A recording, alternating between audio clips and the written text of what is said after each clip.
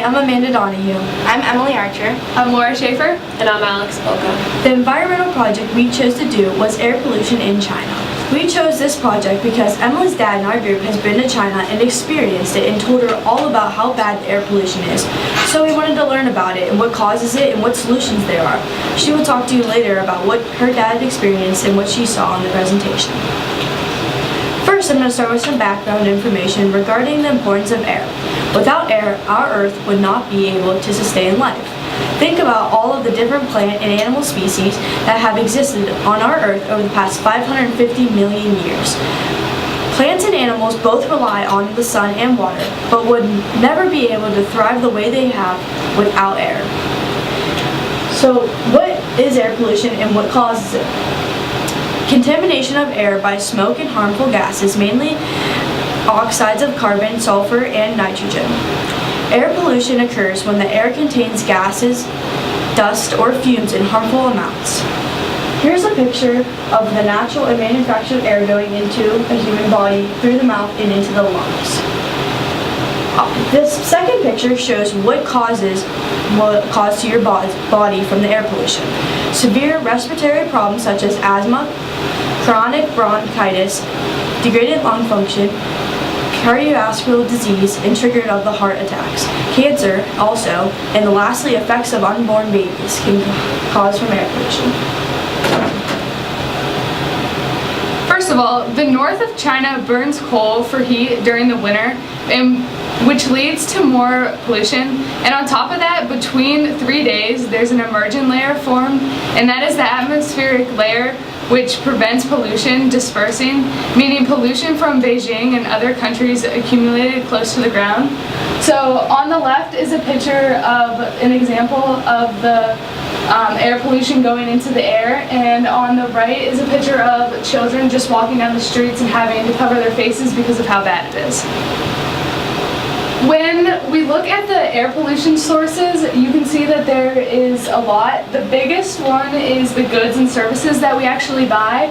There's also the other home fuel uses, electricity and transportation.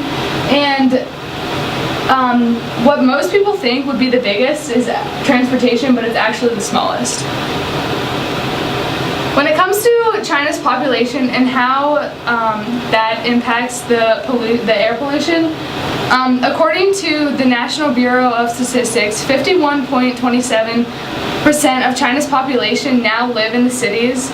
The government aims to have more than 60% of the Chinese population living in the cities by 2020, and that's actually up 36% from 2000. And coal is largely to blame for the degradation of air quality. China is now the world's largest coal producer and accounts for about half of the global consumption. And you can see in this graph, it shows the population of China, which is 1.357 billion. And behind that is India with 1.252 billion, and then the United States with 316.5 million. When it comes to the facts and scientific evidence, air pollution in China is actually killing 4,000 people every day.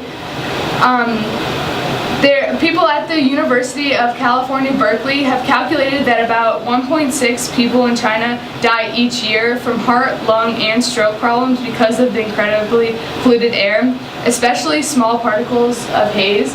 And this graph that we have, you can tell in the middle, where like Beijing is the most unhealthy, and then there's just little spots on the outskirts of it that are just moderate when it comes to how bad it is.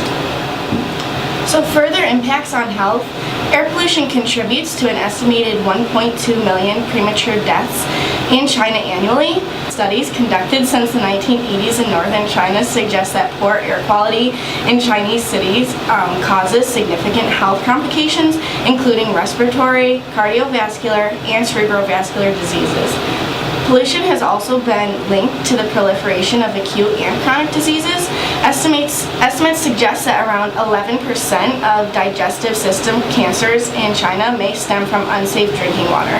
We found this quote from the Council on Foreign Relations. Primary pollutants versus secondary pollutants. Primary is an air pollutant emitted directly from a source. An example of this would be electricity, fuels, and transportation. China is now the world's largest automobile producer and consumer, and while this is boosting their economy, it's really ruining their air. A secondary pollutant is not directly emitted. It forms when other pollutants react in the atmosphere. An example of this would be buying goods and services that use energy in their production and delivery. Beijing, October 2016. So this first photo looks like it would be taken in the early morning with the sun rising in the background, but in fact it was taken during the midday. The smog is so heavy and dense that it actually prevents from the sun completely showing through at times. The photo on the right is actually at the Olympic Park Observation Tower, which is located in Beijing. While the view from the top, from the inside is incredible, at times it can be extremely hard to see due to the smog. My father is a competitive bicyclist and he's in very good physical shape, and he mentioned to me numerous times after his trip to Beijing that it was very concerning to him that even while being in such good shape, he could really feel the impacts of the air pollution on his lungs.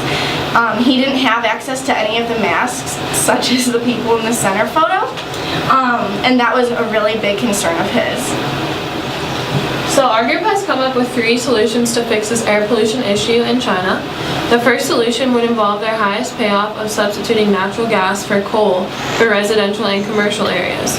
Boilers and stoves fueled by coal, wood, or waste are notorious for emitting pollution.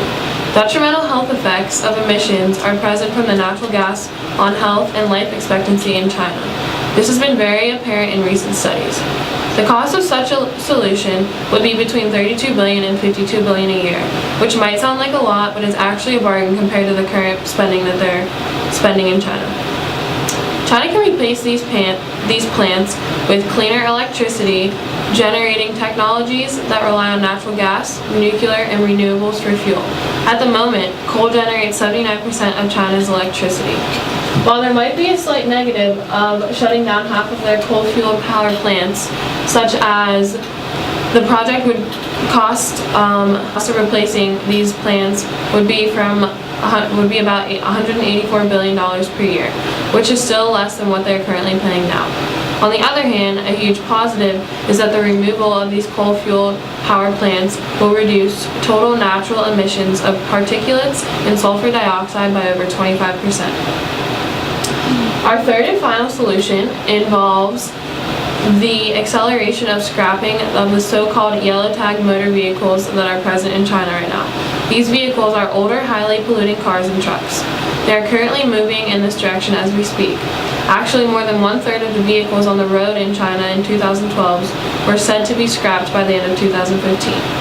There are 14 million vehicles on the road in China with rudimentary pollution control equipment or none at all. That being said, scrapping vehicles has a number of benefits, such as eliminating 70% of carbon monoxide, 70% of volatile hydrocarbons, 61% of nitrogen oxides, and 76% of particulate matter that is emitted by these automobiles. In conclusion, as you can see from our presentation, air pollution in China is very evident at the moment. It causes extreme dangers to the health of its citizens, causing low life expectancy among their population and numerous other effects. One of our group members, Emily, her dad has seen the pollution firsthand. While it can be slightly costly, there are numerous ways to fix this ongoing issue. And here are many of our sources that we've used.